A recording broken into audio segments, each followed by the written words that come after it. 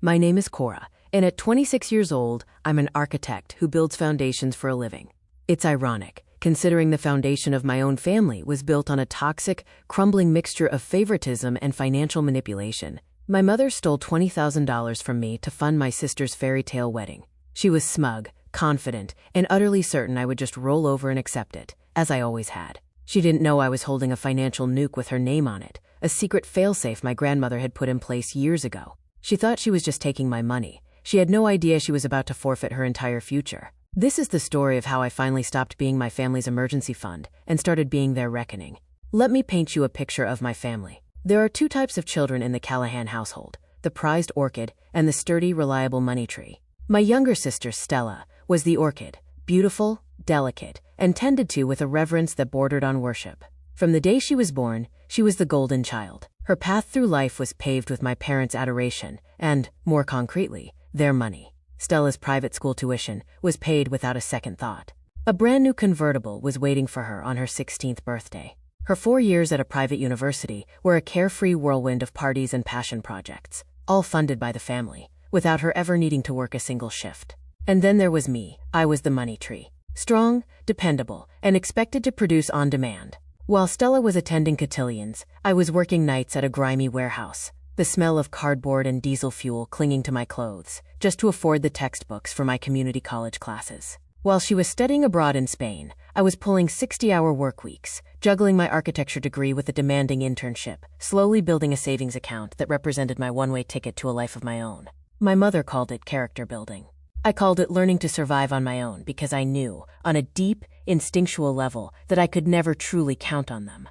This dynamic, this unspoken contract, had been the soundtrack of my life. But the events of last Thursday evening took it from a quiet, background hum to a deafening, full-blown symphony of audacity. I had just gotten home from my job at the firm. It had been a brutal week, a deadline for a major project pushing us all to the brink. I was still in my work clothes, a simple black dress and flats, my mind a tangled mess of building codes and structural load calculations. All I wanted was a glass of wine and an hour of blessed brain-dead silence. That's when my mother, Diane, let herself into my apartment. Yes, she still had a key, a mistake of sentimental loyalty I was about to regret on a spectacular scale. She didn't bother with pleasantries. She stood in the middle of my living room, her arms crossed, her purse still slung over her shoulder, and dropped the bomb with the casual air of someone announcing it might rain. Cora, Stella's wedding is in 2 months. She needs $20,000. You're gonna give it to her. It wasn't a request. It wasn't a discussion. It was a royal decree. I set down the glass I had just taken from the cupboard, my movements slow and deliberate as I tried to process the sheer, unadulterated nerve of her demand. Mom, I said, my voice dangerously calm. $20,000 is my entire savings. It's the down payment for a house I've been working toward for 3 years. Her expression, a cold, calculated mask she had perfected over decades of getting her own way, didn't flicker. You don't need a house right now. You have this perfectly adequate apartment. Stella is getting married. This is her special day. Family comes first, Cora. Or did I raise you to be selfish? There it was. The classic, well-worn, guilt and manipulation combo. It was her signature move, one she'd been using on me since I was a child. Frame my desire to keep the money I had earned as a moral failing. Paint me as the villain for not sacrificing myself on the altar of her and Stella's whims. I took a deep breath, refusing to take the bait. Mom, I worked my butt off for that money. Stella is 24. Her fiancé, Liam, has a good job in finance. Between the two of them, their household income is more than double what I make. If they can't afford the wedding they want, they should scale it back or save up like normal people. It was, predictably, the wrong answer. Her face hardened, her lips pressing into a thin, bloodless line. So you're going to embarrass your sister? You're going to force her to walk down the aisle in some cheap, tacky venue because her own sister is too greedy to help her family? Everyone will know you refused, Cora. Your aunts, your cousins, everyone. I'll make sure of it. The threat was clear and unambiguous. She would poison the well, making me the pariah at every family gathering for the foreseeable future. She would paint me as the cold, selfish daughter who had ruined her sister's perfect day. It didn't matter that I had bailed them out countless times before, covering my mother's car payment twice last year when she'd overspent on a shopping trip, or paying for Stella's emergency dental work that had somehow included a full set of cosmetic veneers. No, in their narrative, I would always be the greedy one. I am not paying for Stella's wedding, I said, my voice firm, my eyes locked on hers. That is my final answer. The temperature in the room dropped 20 degrees. "You're making a huge mistake, Cora," she said, her voice a low, menacing whisper. "A very big one. Don't say I didn't warn you." She turned on her heel and walked out, slamming my apartment door with enough force to rattle the pictures on the wall. I stood there in the ringing silence that followed, a cold, sinking feeling in my gut telling me this was far from over. I should have changed the locks that night. I should have frozen my credit cards. I should have done a dozen things to protect myself. But some small, naive part of me still believed that even she wouldn't cross certain lines. I was about to find out just how wrong I was. I woke up Friday morning to the insistent, angry buzzing of my phone on the nightstand. The screen was a chaotic constellation of notifications. 3 missed calls from my bank's fraud department. 2 text alerts about suspicious activity. My stomach plummeted before I even opened the messages. With a sense of mounting dread, I logged into my banking app. My worst fears were confirmed, then exceeded. My primary savings account, the one I had so diligently fed for 3 years, was completely drained. $20,000. Gone. The transfer had been initiated overnight, a clean sweep, moved to an external account I didn't recognize. My hands were shaking so badly I could barely dial the number for the bank. I spent 20 agonizing minutes on the phone with a fraud specialist, a woman with a calm, patient voice that was the only thing keeping me from screaming. She confirmed what I already knew. An online transfer had been made using my login credentials, and by answering my security questions whose answers only one other person on the planet would know, my mother. "Did anyone have access to your passwords, Ms. Callahan?" the specialist asked gently. "My mother helped me set up my online banking years ago," I said, the memory making me sick to my stomach. "She probably wrote them down." "I see," the specialist said, a world of professional empathy in her voice. "Ma'am, I am very sorry to have to tell you this, but because the transfer was made using your correct login information, it's not being flagged as traditional fraud. From the bank's perspective, it was an authorized transfer. To dispute this, you will need to file a police report against the person you believe made the transfer." I hung up, my mind reeling. My own mother hadn't just taken money. She had committed a calculated act of digital theft. She had used the trust I had placed in her years ago as a weapon against me. Just then, my friend Ben called for our usual Friday morning coffee run. He was a fellow architect at my firm, and he knew my family's dynamics all too well. He heard the tremor in my voice when I answered. "Whoa, you sound like someone just ran over your dog," he said. "What happened?" I told him everything. The demand, the refusal, the empty bank account. He was silent for a long moment, and when he finally spoke, his voice was grim. "Cora, you have to go nuclear," he said. "You have to handle this now, and you have to handle it hard. If you let this go, they will never stop. They will bleed you dry for the rest of your life." He was right. This wasn't just about the $20,000 anymore. This was about drawing a line in the sand so deep and so permanent that they would never even think about crossing it again. This was about taking back my life. My first call was to my mother. She picked up on the 3rd ring, her voice sickeningly cheerful, as if she hadn't just committed a felony 12 hours earlier. "Good morning, Cora. I hope you've had some time to think about." "You stole $20,000 from my savings account," I cut her off, my voice as cold and hard as I could make it. There was a brief pause, then that familiar patronizing tone she used when she was about to gaslight me. "Oh, don't be so dramatic, darling. I didn't steal anything. I just handled things. Stella needed help, and you were being stubborn. You'll thank me later when you see how beautiful and elegant her wedding is." The sheer, unmitigated gall of it took my breath away. She didn't even deny it. She didn't apologize. She acted as if she had done me a favor, as if she had simply reallocated my own life goals on my behalf. "I want the money back," I said, my voice dangerously quiet. "Now, every single cent." She laughed, a light, airy sound that made my blood run cold. "Cora, honey, it's already spent. The deposits for the venue and the caterer are non-refundable. It's done. Just accept it, and be happy for your sister. Besides, what are you going to do? Call the police on your own mother?" There it was, the real power play. She believed I was trapped by the obligations of family, by the fear of how it would look. She believed, after 26 years of conditioning, that I would never, ever cause a scene. She had miscalculated on a catastrophic scale. "Well, about that," I said, a strange, icy calm settling over me. "You have 24 hours to put every single dollar back into my account. If that money is not there by 9 a.m. tomorrow, I am walking into a police station and filing a report for felony theft and wire fraud." "You wouldn't dare," she gasped, her cheerful facade finally cracking. I hung up the phone. My next call was to the bank.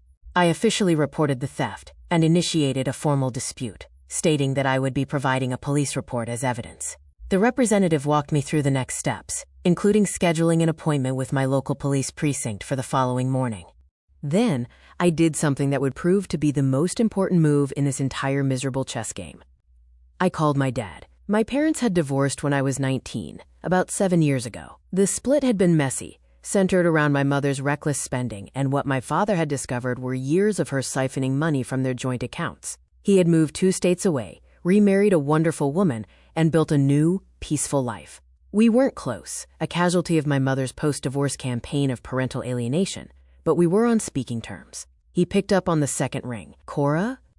Is everything okay?" "Dad," I said, my voice shaking slightly. "I need to ask you something about Grandma Rose's will. The one you told me about years ago. The part about consequences." Saturday morning, I walked into the 17th precinct with a folder that felt as heavy as a briefcase full of bricks. Inside was a meticulously organized collection of evidence. Printed bank statements showing the transfer, screenshots of my mother's threatening texts, a detailed timeline of events. The officer who took my report, a sharp, no-nonsense woman named Detective Isabella Rossi, was professional, but initially skeptical. "So you're filing charges against your mother for theft?" she asked, her eyes scanning the documents.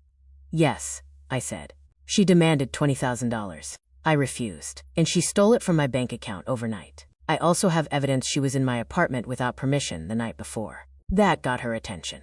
I pulled up my phone and showed her the footage from the small security camera I kept in my living room, a cheap little device I had bought after a package was stolen from my hallway.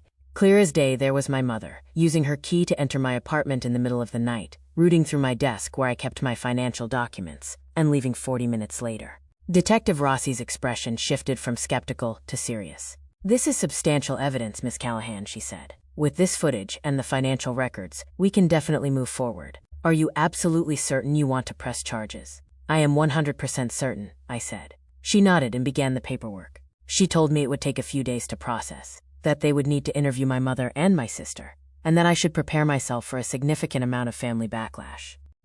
I was counting on it. It was a necessary part of the plan. Meanwhile, my mother had apparently informed Stella of the situation, because my phone began to blow up with a barrage of angry, wounded texts from my sister. "How could you do this to Emmy? My wedding is in 8 weeks. Everyone is going to find out what a selfish monster you are. I hope you're happy, ruining my special day." Actually, I was. I didn't respond to any of her messages. I just screenshotted every single one and added them to my evidence folder, a growing testament to their collective delusion.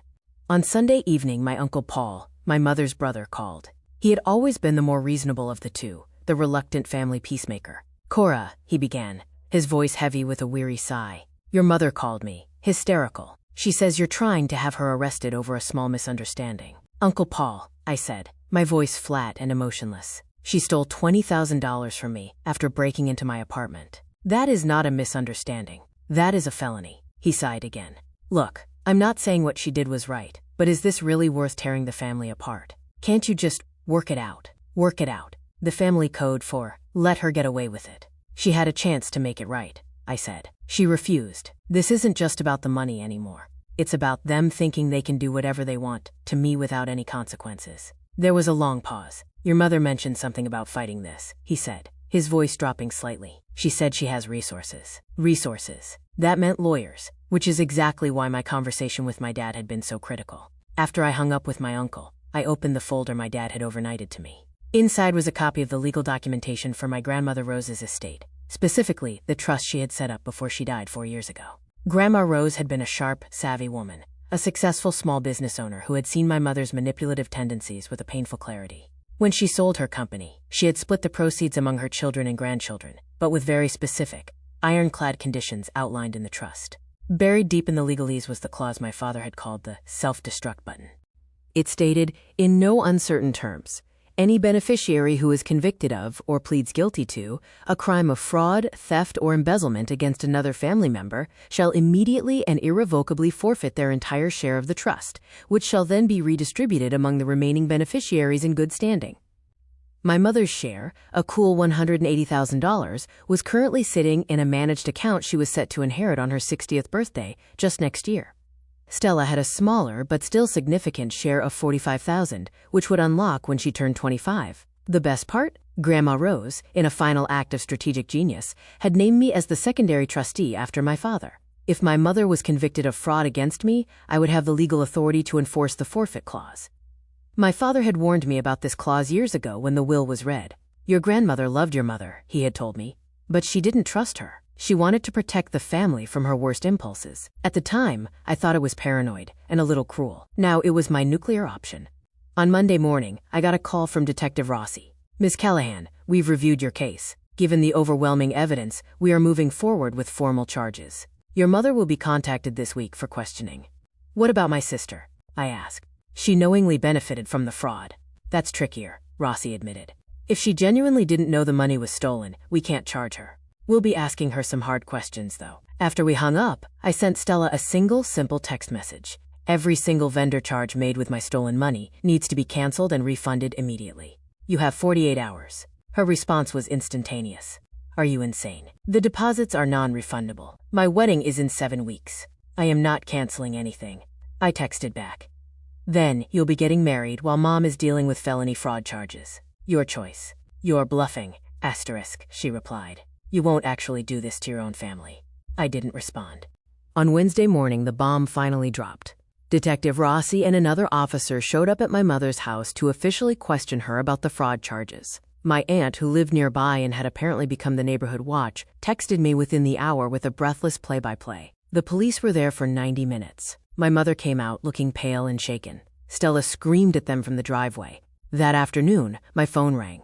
It was my mother's new lawyer, some high-priced shark named Richard Voss, who specialized in white-collar defense. Ms. Callahan, he began, his voice oozing a condescending smoothness. I represent Diane Callahan regarding the unfortunate allegations you've made. I'm calling to discuss a resolution. My client admits there was a misunderstanding regarding the use of your funds. She is prepared to set up a generous payment plan to return the $20,000 over the course of 18 months.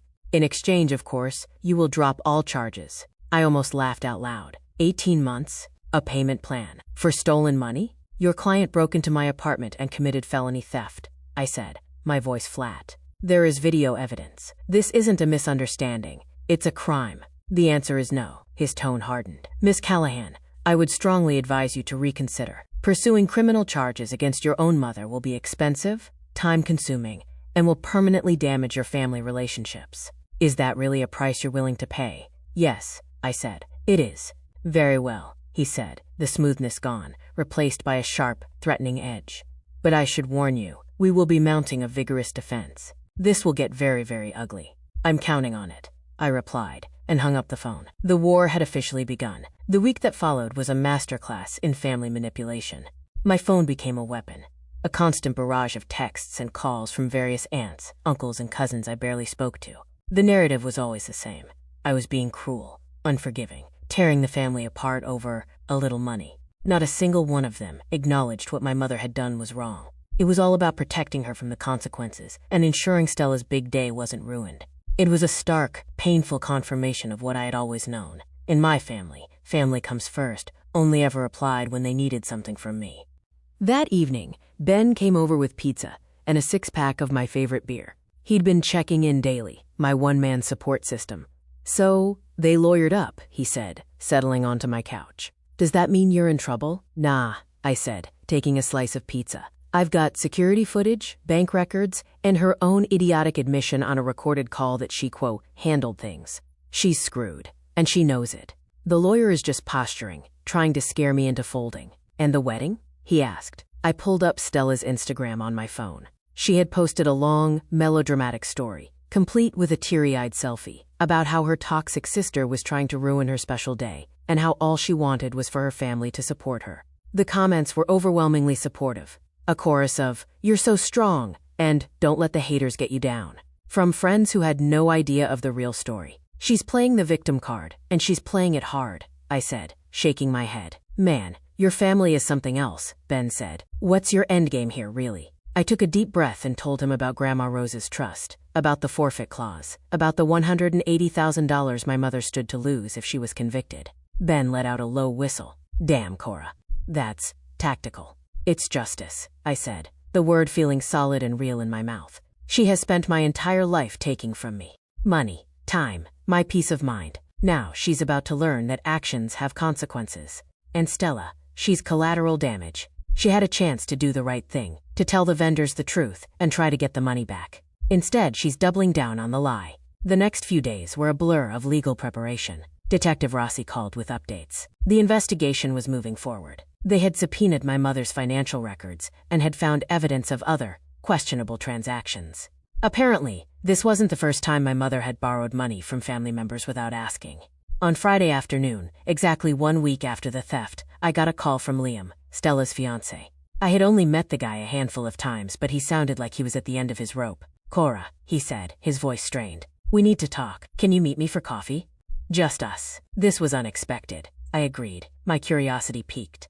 I showed up at the coffee shop early on Saturday morning, choosing a quiet booth in the back. Liam arrived 10 minutes later, looking pale and like he hadn't slept in days. "Thanks for meeting me," he said, sliding into the booth. "I know things are completely messed up right now." "That's one way to put it," I said. He took a deep breath. "Look, I need you to know something. I had no idea your mom stole that money. Stella told me you had agreed to contribute, that you were happy to help fund our dream wedding." I leaned back, studying him. He seemed genuine, his eyes filled with a desperate sincerity. "And you believed that?" I asked. "Even though I've never spoken a single word to you about the wedding?" "Stella said you two had a complicated relationship," he said, running a hand through his already disheveled hair. "That you preferred to handle things through your mom." I thought it was weird, but I wanted to believe her. "We're supposed to be getting married in 7 weeks. So what changed?" I asked. "The police," he said, his voice dropping. "They showed up at our apartment on Thursday to question Stella. I was there. I heard everything. When they left, I asked her, point blank, if she knew the money was stolen. She broke down and admitted everything. That got my attention. Everything." Liam nodded, looking physically ill. "Your mom didn't just steal the money that night, Cora. They had been planning it for weeks. Stella was the one who cased your apartment during a visit 2 months ago. She figured out where you kept your wallet, your checkbook, all your financial documents. She was the one who told your mom to do it at night, when you'd be asleep and less likely to notice right away." My hands clenched into fists under the table. The image of Stella, in my apartment, smiling and making small talk while secretly scouting for her future heist, made me feel sick. She wasn't just a passive beneficiary. She was an active co-conspirator. "She planned this with my mother?" I asked, keeping my voice level through a sheer act of will. "Yeah," Liam said. "Apparently your mom had been trying to figure out how to get the money from you for months. Stella was the one who said you'd probably refuse if they asked directly, so their only option was to just take it." "Why are you telling me this?" I asked, my mind still reeling from the depth of the betrayal. Liam looked me straight in the eye. "Because I'm not marrying a woman who helps her mother rob her own sister. I called off the wedding this morning." The words hung in the air between us. I hadn't expected that. "You called it off?" "Gave her back the ring an hour before I came here," he confirmed. "I told her I can't build a life with someone who is capable of that kind of cold-blooded deception. She's been calling and texting nonstop, but I blocked her number." He pulled out his phone and showed me a string of increasingly frantic messages from Stella. "Peter, please. It was all Mom's idea. I can fix this. You're going to regret this." She also said she's going to tell everyone I cheated on her, that I left her at the altar for no reason, whatever it takes to make herself look like the victim, he said, a weary resignation in his voice. "I'm prepared for it. I've already told my own family the truth. The guy had a spine. I had to respect that." "What do you need from me?" I asked. "Nothing, really," he said. "I just wanted you to know that not everyone in this situation is against you. And I thought you should know the full extent of what they planned." He paused. "There's more." Of course there was. Liam opened his photos and showed me screenshots of text messages between Stella and my mother, which he had found on their shared family iPad. They were a damning chronicle of their conspiracy. Detailed plans to access my apartment, discussions about which wedding vendors to book with Cora's contribution, and one message, from Stella to my mother, that made my blood run cold. Asterisk. "Don't worry, Mom. Cora is too passive to actually follow through with charges. She'll fold as soon as she realizes it might mess up my wedding." Asterisk. That one stung. "Can I get copies of these?" I asked, my voice dangerously quiet. "I already emailed them to you," he said. "I figured the police might find them useful." We parted ways with a handshake. "For what it's worth," he said at the door. "I'm sorry you're dealing with this. They've spent your whole life making you think you're the problem. You're not. They are." I drove home in a daze, my mind racing. The sheer, premeditated cruelty of it was breathtaking. Stella hadn't just gone along with it. She had been the architect of the plan, confident in my weakness, in my lifelong conditioning, to always put her happiness first. That afternoon, I forwarded Liam's screenshots to Detective Rossi. She called me back 20 minutes later, her voice grim. "Miss Callahan," she said, "these messages change things significantly. If your sister knowingly and actively participated in planning the fraud, we can charge her as a co-conspirator. Are you prepared to go down that road?" I thought about all the times Stella had gotten away with things growing up. The lies, the petty thefts, the time she had wrecked my first car and tearfully blamed it on a hit and run. My mother had always protected her, always made excuses, always made me the one to smooth things over. Not this time. "Yes," I said, a cold, hard resolve settling in my chest. Charge her. The following week was a chaotic, satisfying whirlwind of consequences. Detective Rossi brought Stella in for questioning on Monday morning. Faced with the undeniable evidence of the text messages, her story crumbled. She was arrested on Tuesday afternoon. My phone, predictably, exploded. The fury from my extended family was now dialed up to 11. How could I let the police arrest my own sister? Did my cruelty know no bounds?